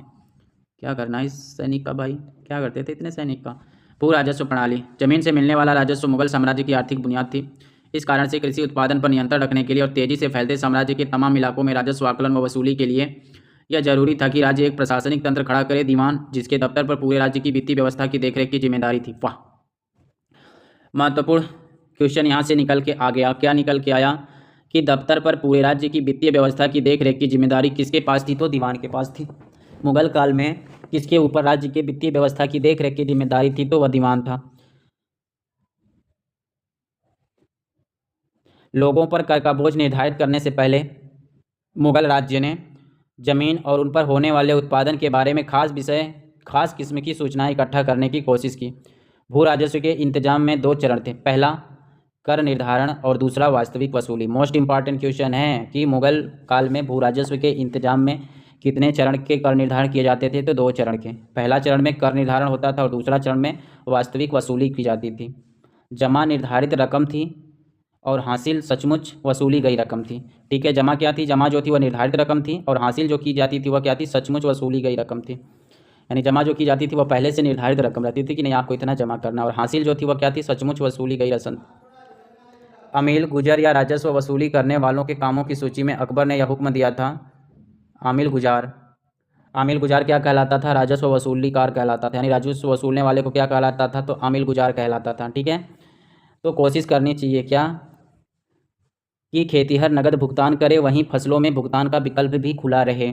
यानी कि अकबर ने यह हुक्म दिया था, अकबर ने अमीर गुजार को क्या हुक्म दिया था कि जहां उसे कोशिश करनी चाहिए कि खेतीहर नगद भुगतान करे और वहीं फसलों में भुगतान का विकल्प भी खुला रहे। राजस्व निर्धारित करते समय राज्य अपना हिस्सा ज़्यादा से ज़्यादा रखने की कोशिश करता था, मगर स्थानीय हालात की वजह से कभी कभी सचमुच में इतनी वसूली कर पाना संभव नहीं हो पाता था। हर प्रांत में जुती हुई ज़मीन और जोतने लायक ज़मीन दोनों की नपाई की गई। अकबर के शासनकाल में अबुल फजल ने आइन में ऐसी ज़मीनों के सभी आंकड़ों को संकलित किया है। उसके बाद के बादशाहों के शासनकाल में भी ज़मीन की नपाई प्रयास जारी रहे। यानी ज़मीन की नपाई का शुरुआत किसने किया था? तो अकबर ने किया था। मसलन 1665 ईस्वी में औरंगजेब ने अपने राजस्व कर्मचारियों को स्पष्ट निर्देश दिया कि हर गांव में खेतिहर की संख्या का सालाना हिसाब रखा जाए। मोस्ट इंपॉर्टेंट क्वेश्चन यहाँ पे निकल जाएगा कि किस मुगल शासक ने अपने कर्मचारियों को स्पष्ट निर्देश दिया कि हर गांव में खेतिहरों की संख्या का सालाना हिसाब रखा जाएगा? तो वह शासक कौन था? वह शासक औरंगजेब था। यह आदेश कब दिया था? तो यह आदेश दिया था 1665 ईस्वी में। इसके बावजूद सभी इलाकों की नपाई सफलतापूर्वक नहीं हुई। जैसा कि हमने देखा है कि उपमहाद्वीप के कई बड़े हिस्से जंगलों से घिरे हुए थे और इनकी नपाई नहीं हुई थी।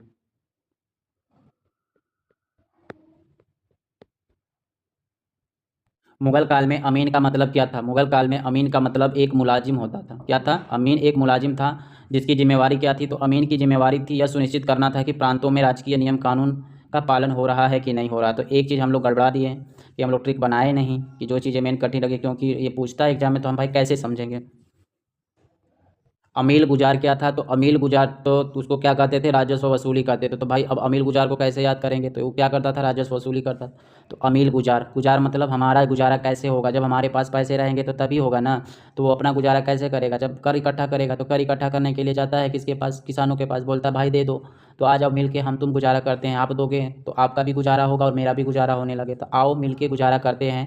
तो अमील गुजारा क्या कहलाता था? राजस्व अधिकारी कहलाता था। ठीक, अमीन क्या था? तो अमीन एक मुलाजिम था। क्या था? अमीन एक मुलाजिम था। इसकी जिम्मेदारी क्या थी? इसकी जिम्मेदारी यह सुनिश्चित करना था कि प्रांतों में राजकीय नियम कानूनों का पालन हो रहा है कि नहीं। अमीन आने अमीन अमीन अमीन अमीन, सोचो क्या होगा ट्रिक।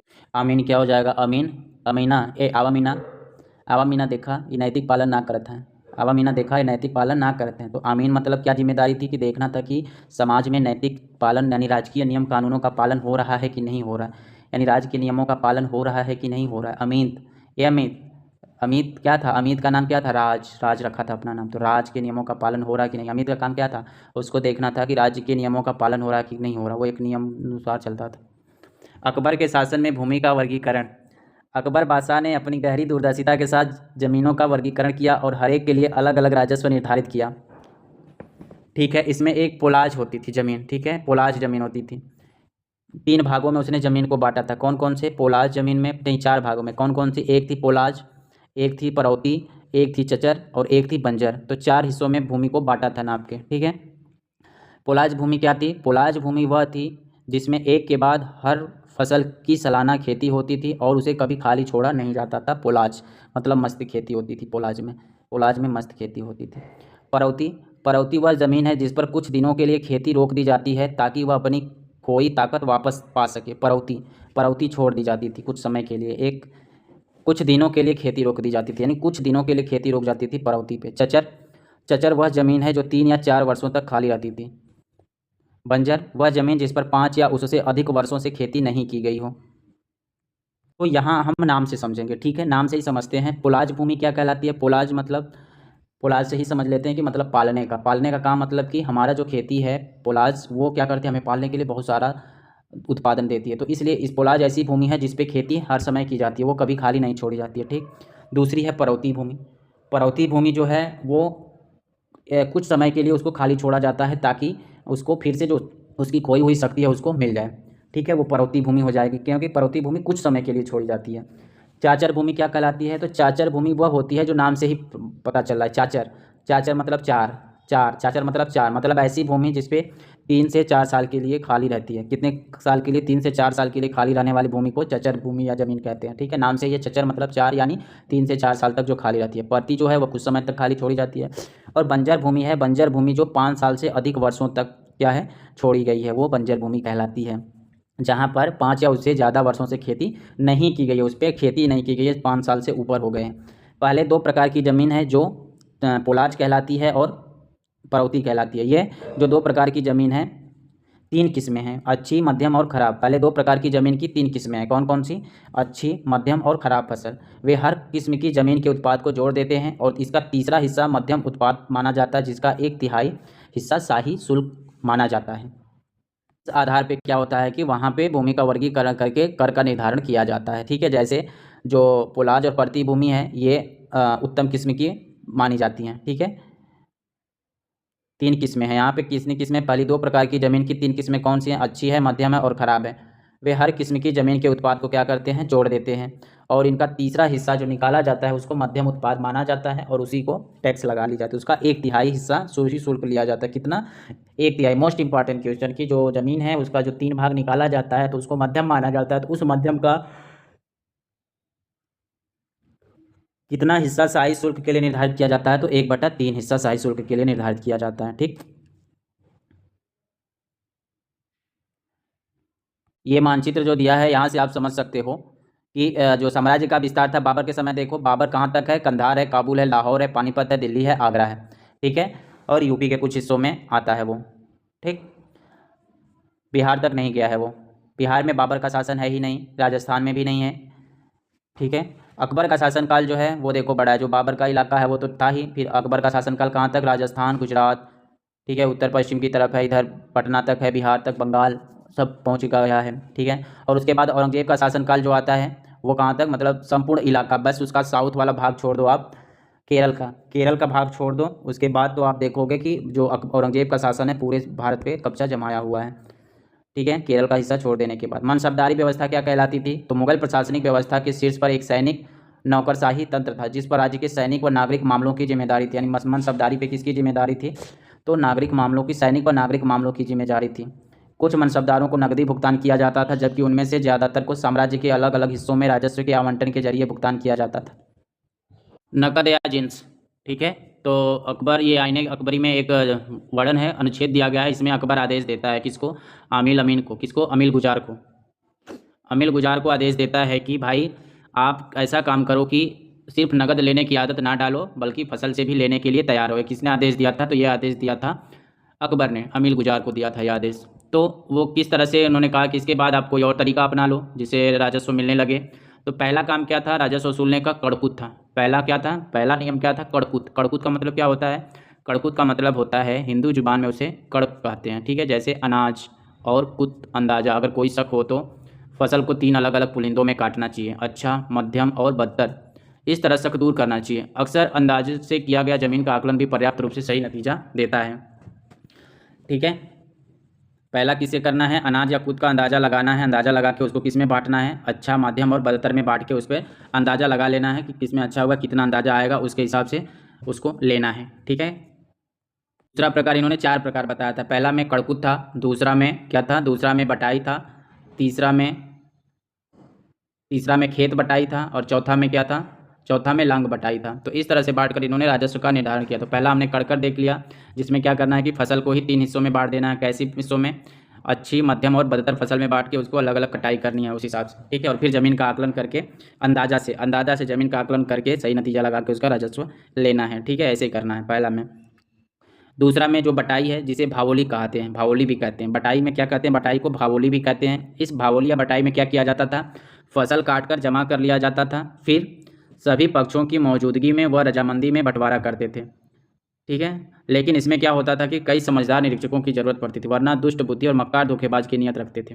ठीक है, तो बटाई जो होती थी उसमें क्या किया जाता था कि फसल काट कर जमा कर लेते थे, फिर सभी पक्षों की मौजूदगी में रजामंदी में वो बांटते थे। तीसरा है खेत बटाई। खेत बटाई का मतलब क्या है कि जब वे बीज बोने के बाद खेत बांट लेते थे तो वो खेत बटाई कहलाता था। कब? जब बीज बो लिया जाता था तब खेत बांटा जाता था तो वो खेत बटाई कहलाता था। और चौथा था लांग बटाई। लांग बटाई क्या था कि फसल काटने के बाद उसका ढेर बना लेते थे और फिर उसे अपने में बांट लेते थे और हर एक पक्ष अपना हिस्सा घर ले जाता था और उससे मुनाफा कमाता था। ठीक है। बटाई चौथी जो लांग बटाई थी, तो लांग बटाई में क्या किया जाता था? लांग बटाई में पहले फसल काटा जाता था, फिर फसल का ढेर लगता था, फिर उस ढेर को अपने एक दूसरे में बांटा जाता था। ये लांग बटाई थी। तीसरी जो खेत बटाई थी, खेत बटाई कैसी थी? तो खेत बटाई थी जब बीज उसमें बो दिया जाता था तब वो बीज बोने के बाद खेत बटाई की जाती थी। और दूसरा क्या था? दूसरा था बटाई, जिसे भावोली भी कहते थे। इसमें क्या किया जाता था कि फसल काट कर जमा किया जाता था और फिर सभी पक्षों की मौजूदगी में वह रजामंदी में बंटवारा करते थे। ठीक है, तो वो क्या कहलाती थी? बटाई कहलाती थी। तो इस तरह से हमें समझना है। एक है कड़, कुड़ात, कड़ाक, कड़कुत। सब मात्रा लगा दो भाई। कड़कुत में क्या होता था? क्लियर नहीं है, कुड़ात है, कड़कुत है। अनाज और कुत का अंदाज़ा लगाना होता था। इसमें क्या करना होता था? अनाज और कुत का अंदाज़ा लगाना। कुड़ात में क्या होता था? कुड़ात है, कड़कुत है। कड़कुत जिसे अनाज और कुत कहा जाता था। हिंदू जुबान में इसे कड़ का मतलब होता है अनाज या कुत या अंदाजा। मतलब कि जब फसल होती थी उसका अंदाजा लगाया जाता था। ठीक है, और शक को दूर करने के लिए जब आपको अंदाजा लगा लेते थे, हाँ इतना फसल होगी और आप जितना राजस्व निकलेगा वो मुझे दे दो। ठीक है, तो ये कड़कुत था, ये पहला रूल बनाया गया था। तो अगर शक होता था तो उस शक होने के बाद क्या किया जाता था कि फसल को, जो मध्यम फसल, अच्छी फसल और खराब फसल में उसको बांट के उसका फिर निर्धारण किया जाता था। ठीक है, तो इस तरह से शक दूर किया जाता था। ठीक है, और कभी कभी तो अंदाजा लगा लिया जाता था, जमीन का आकलन पर्याप्त रूप से सही होता था। और तीन जो है, इस तीन में कन्फ्यूजन होता है। एक है बटाई, एक है खेत की बटाई और एक क्या है? एक खेत की बटाई है, एक लौंग बटाई है। ठीक, तो बटाई क्या होता है, जिसको हम क्या कहते हैं? भावोली भी कहते हैं। तो उस बटाई में क्या होता है कि जब फसल काट दी जाती है तो फसल काट के जमा कर दी जाती है, तो फिर वहाँ पे सभी लोगों को बुलाया जाता है। ठीक, सभी लोगों को, सभी पक्षों की मौजूदगी में वो बटाई की जाती है। ठीक, तो इसमें क्या होता है कि बुद्धि वाले लोगों की भी ज़रूरत होती है, क्योंकि यहाँ पे लोग बेईमानी भी करने को तैयार रहते हैं। ठीक, वो बटाई होगी। अब बात आती है खेत बटाई की। तो खेत बटाई मतलब नाम से पहले समझो कि खेत बटाई क्या होती है। खेत बटाई मतलब खेत बांटा जाता है। वो खेत कब बांटा जाता है? जब उसमें बीज लगा दिया जाता है तब उसको बांटा जाता है, तो वो खेत बटाई कहलाती है। ठीक, अब क्या होता है? लांग बटाई। लांग बटाई से मतलब होती है कि जब फसल को काट दिया जाता है, काट के ढेर लगा दिया जाता है और उस फसल का आधा हिस्सा कर दिया जाता है। हर एक पक्ष को अपना हिस्सा घर ले जाता है, यानी हर एक पक्ष, आधा नहीं बांटा जाता। इसमें जो जो पक्ष होता है वो अपना अपना हिस्सा ले जाता है यहाँ पे। ठीक है, तो इस तरह से बंटवारा किया जाता था। ये जमा करने के लिए, राजस्व जमा करने के लिए औरंगजेब ने राजस्व अधिकारी को कब आदेश दिया था? तो 1665 ईस्वी में आदेश दिया था। और उसने आदेश किसको दिया था? परगना के अमीनों को आदेश दिया था। ठीक है, परगना के अमीनों को आदेश दिया था। क्या आदेश दिया था? कि हर किसान के बाबत खेती के मौजूद हालात का पता करें और बारीकी से जांच करें, सरकार के वित्तीय हितों व किसानों के कल्याण को ध्यान में रखते हुए जमा का निर्धारण करें। वाह भाई औरंगजेब, आपको तो बहुत लोग बोलते हैं यार, आपने तो बहुत महान काम किया है भाई। अब बात करेंगे चांदी का बहाव। मुगल साम्राज्य एशिया के उन बड़े साम्राज्यों में से एक था जो 16वीं और 17वीं शताब्दी में सत्ता और संसाधन पर अपनी पकड़ मजबूत बनाने में कामयाब रहे। मुगल के समकालीन साम्राज्य कौन थे? तो मुगल के समकालीन साम्राज्य में थे मिंग, चीन में थे, चीन में मिंग वंश था, ईरान में सफावी वंश था और तुर्की में ऑटोमन वंश था। ठीक है, ऑटोमन वंश था, सारे लैंग्वेज। यानी कि 16वीं व 17वीं शताब्दी में जब मुगल साम्राज्य का संसाधनों पर मजबूत पकड़ था, तो उस समय उसके समकालीन पड़ोसी राज्य कौन कौन से थे जहाँ पे राजवंश था? तो वहाँ का साम्राज्य था चीन में मिंग राजवंश, ईरान में सफावी राजवंश और ऑटोमन जो था उसमें तुर्की में ऑटोमन राजवंश था। ठीक है, इन साम्राज्यों की राजनीतिक स्थिरता ने चीन से लेकर भूमध्य सागर तक जमीनी व्यापार का जीवंत जाल बिछाने में मदद की। खोजी यात्राओं से और नई दुनिया के खुलने से यूरोप के साथ एशिया के, खासकर भारत के व्यापार में भारी विस्तार हुआ। इस वजह से भारत के समुद्र पार व्यापार में एक और भौगोलिक विविधता आई, तो दूसरी ओर कई नई वस्तुओं का व्यापार भी शुरू हो गया। लगातार बढ़ते व्यापार के साथ भारत से निर्यात होने वाली वस्तुओं का भुगतान करने के लिए एशिया में भारी मात्रा में चांदी आई। इस चांदी का एक बड़ा हिस्सा भारत की तरफ खिंच गया। यह भारत के लिए एक अच्छा था, क्योंकि यहाँ चांदी के प्राकृतिक संसाधन नहीं थे। भारत में चांदी के प्राकृतिक संसाधन नहीं थे। नतीजतन क्या हुआ कि 16वीं से 18वीं सदी के बीच भारत में धातु मुद्रा, खासकर चांदी के रुपयों की उपलब्धि में अच्छी स्थिरता बनी रही। इसके साथ ही एक तरफ तो अर्थव्यवस्था में मुद्रा संचार और सिक्कों की ढलाई में अभूतपूर्व विस्तार हुआ, दूसरी तरफ मुगल राज्य को नकदी कर उगाने में आसानी हुई। इटली के एक मुसाफिर जोवान्नी कारेरी, जो लगभग 1690 ईस्वी में भारत से होकर गुजरा था। इस बात का बड़ा सजीव चित्र पेश किया कि जिस तरह चांदी तमाम दुनिया से होकर भारत पहुंची थी, उसी से हमें पता चलता है कि 17वीं सदी के भारत में बड़ी अद्भुत मात्रा में नगद और वस्तुओं का आदान प्रदान हो रहा था। यानी मोस्ट इंपॉर्टेंट क्वेश्चन यहाँ से निकलेंगे 2-3। पहला क्वेश्चन तो ये बनेगा कि जो पहला क्वेश्चन बनाते हैं कि जोवन्नी कारेरी कहाँ का मुसाफिर था। तो जोवन्नी कारेरी इटली का मुसाफिर था। ये भारत से कब गुजरा था? तो भारत से ये 1690 ईस्वी में होकर गुजरा था। ठीक है। इसने किसके बारे में चित्रण पेश किया था? तो जोबानी कारेरी ने क्या किया था? जोबानी कारेरी ने चांदी के बारे में चित्र पेश किया था और बताया था कि चांदी तमाम दुनिया से होकर भारत पहुंचती थी। चांदी तमाम दुनिया से होकर भारत पहुंचती थी। यह बात किसने कही थी? तो जोबानी कारेरी ने कहा था। कब? 1690 ईस्वी में। कब कहा था? 1690 ईस्वी में। जुबना पे चांदी लटके तो जोबन्नी करारी ने क्या किया? जुबना पे चांदी लटकाया और करारी लग रही। तो इस तरह से क्या हुआ कि 1690 ईस्वी में कहाँ का था? इटली का था। इटली जुबन्ना पे चांदी लटके, तो उसने चांदी के बारे में वर्णन किया था और कहा था कि भारत में चांदी बाहर से आयात किए जाते थे। 1690 ईस्वी में निर्यात नहीं, आयात किए जाते थे, समझे। और 17वीं शताब्दी के भारत में बड़ी अद्भुत मात्रा में नगद और वस्तुओं का आदान प्रदान हो रहा था। मोस्ट इंपॉर्टेंट क्वेश्चन बनेगा कि चांदी का रुपया किसने जारी किया था? तो चांदी का रुपया औरंगजेब ने जारी किया था। चांदी का रुपया किसने जारी किया था बेटा? चांदी का रुपया औरंगजेब ने जारी किया था। कब जारी किया था? मुगल काल में जो चांदी का रुपया जारी करने वाला शेरशाह सूरी था, उसके बाद सभी राजाओं ने जारी करते रहा। ठीक है। तो औरंगजेब द्वारा चांदी का सिक्का कब जारी किया गया था? ये दिया हुआ है, औरंगजेब का सिक्का है चांदी का। ठीक है। तो यहाँ पे देखेंगे कि इन्होंने ये चांदी का रुपया जारी किया है। इन्होंने कब जारी किया था? तो चांदी का रुपया 1699 ईस्वी में जारी किया था। कहाँ से? इटावा टकसाल से जारी किया था। औरंगजेब ने चांदी का सिक्का कहाँ से जारी किया था? तो चांदी का रुपया इटावा के टकसाल से जारी किया था। कब? 1699 ईस्वी में। और इन्होंने 1705 में भी चांदी का रुपया जारी किया था। कहाँ से? अजमेर दार उल खैर टकसाल से। अब मोस्ट इंपॉर्टेंट यहाँ पे बन जाएगा, शुरू करते हैं कि भारत में चांदी कैसे आई। तो जोबन्ना कारेरी है, जोबन्ना कारेरी के बारे में हम बात करिए। जोबन्ना कारेरी चांदी के बारे में विवरण देता है। ठीक है। कब आया था? ये 1690 ईस्वी में भारत आया था। बर्नियर के लेख पर आधारित। जोबन्ना कारेरी का जो लेख है वो बर्नियर के लेख पर आधारित है। जोबन्ना कारेरी के लेख के निम्नलिखित अंश से हमें यह पता चलता है कि मुगल साम्राज्य में कितनी भारी मात्रा में बाहर से धन आ रहा था। मुगल साम्राज्य की धन संपत्ति का अंदाजा लगाने के लिए पाठक इस बात पर गौर करें कि दुनिया भर में विचरने वाला सारा सोना चांदी आखिरकार यहाँ पहुँच जाता है। ये सब जानते हैं कि इसका बहुत बड़ा हिस्सा अमेरिका से आता है और यूरोप के कई रास्ते से होते हुए इसका थोड़ा सा हिस्सा कई तरह की वस्तुओं के लिए तुर्की में जाता है और थोड़ा सा हिस्सा रेशम के लिए स्मिर्ना होते हुए फारस पहुँचता है। और अब चूँकि तुर्की लोग काफ़ी से अलग नहीं रह सकते, जो कि ओमान और अरबिया से आती है, और ना ही फारस, अरबिया और तुर्की भारत के वस्तुओं के बिना रह सकते हैं। मुद्रा की विशाल मात्रा लाल सागर पर बेबल मंडेल के पास स्थित मोचा भेजते हैं। फारस की खाड़ी पर स्थित बसरा भेजते हैं। बाद में ये जहाज़ों से हिंदुस्तान भेज दी जाती है।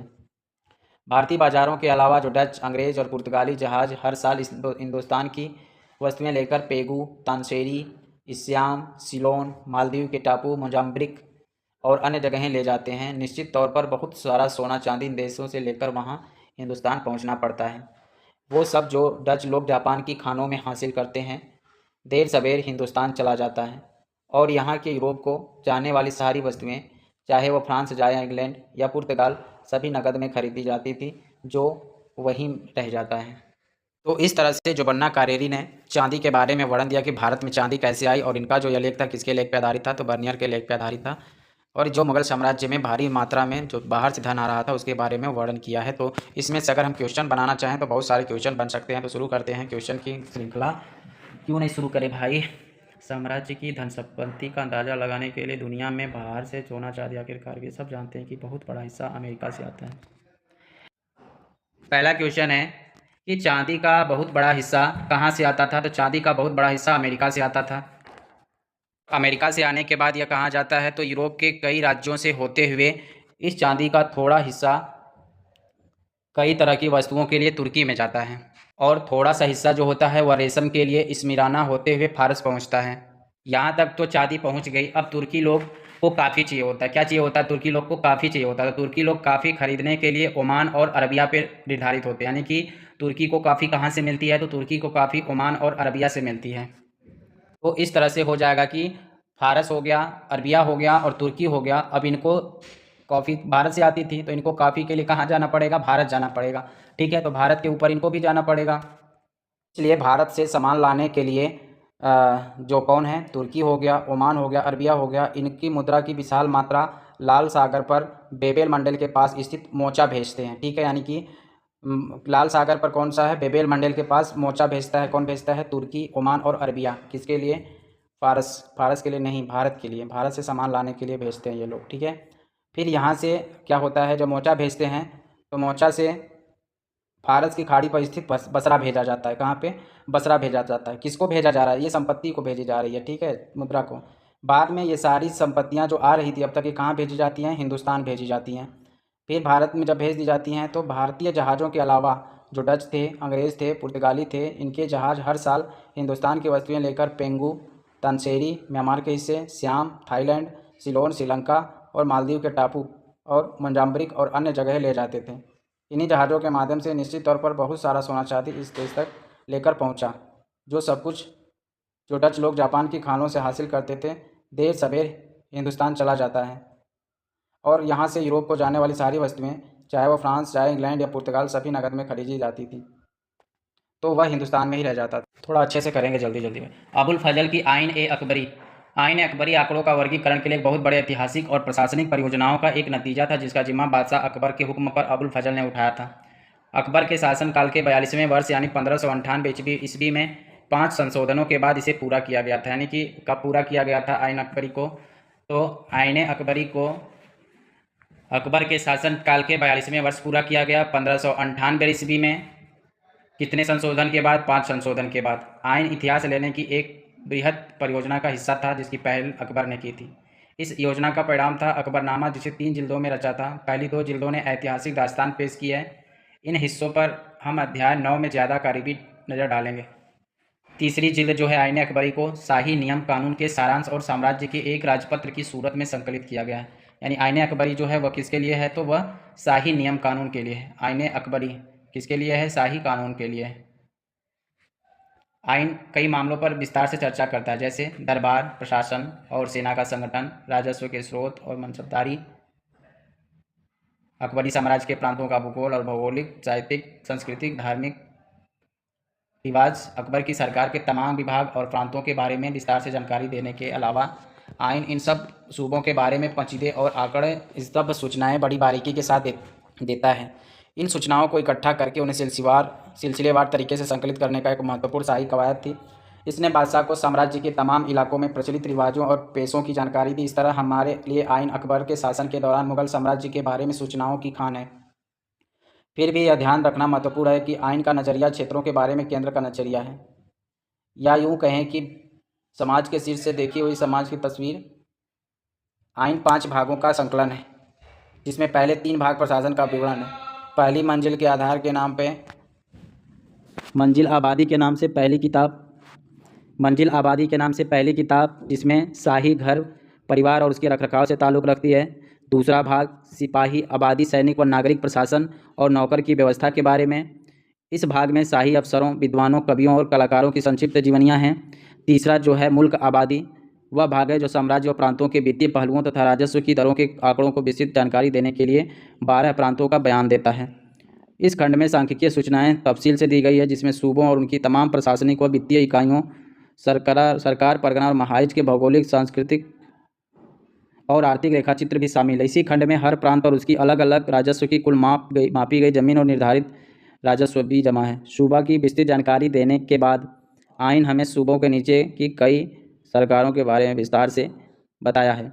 ये सूचनाएं तालिकाबद्ध तरीके से की गई हैं, जहाँ पर हर तालिका में 8 खाने हैं जो प्रत्येक निश्चित हैं, जैसे परगना, महल, दूसरा किला, तीसरा अराजी और ज़मीन ए पायमूद मापे गए इलाके। अराजी जो होता था या ज़मीन ए पायमूद मापे गए इलाके। चौथा नकदी। पाँचवां सुयुर्गल, दान में दिया गया राजस्व अनुदान सुयुर्गल कहलाता है। जमींदार।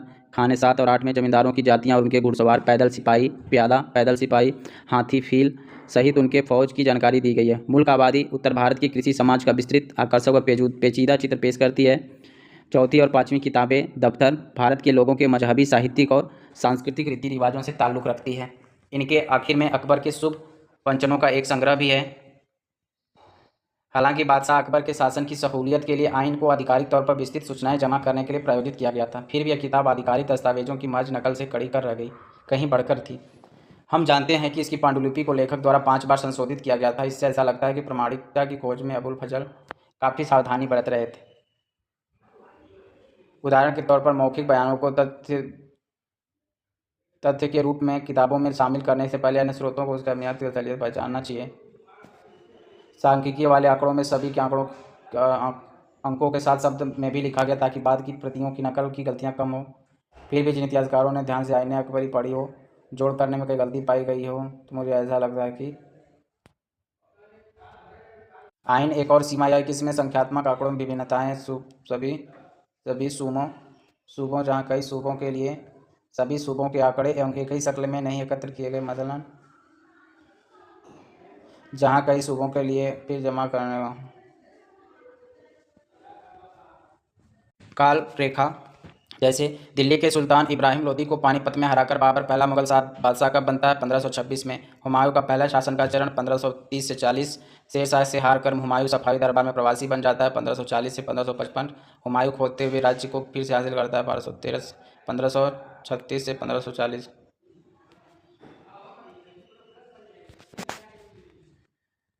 अकबर का शासनकाल 1556 से 1605। जहांगीर का शासनकाल 1605 से 1607। शाहजहाँ का शासनकाल 1658 से 1618। शाहजहाँ का काल 1628 से 1558।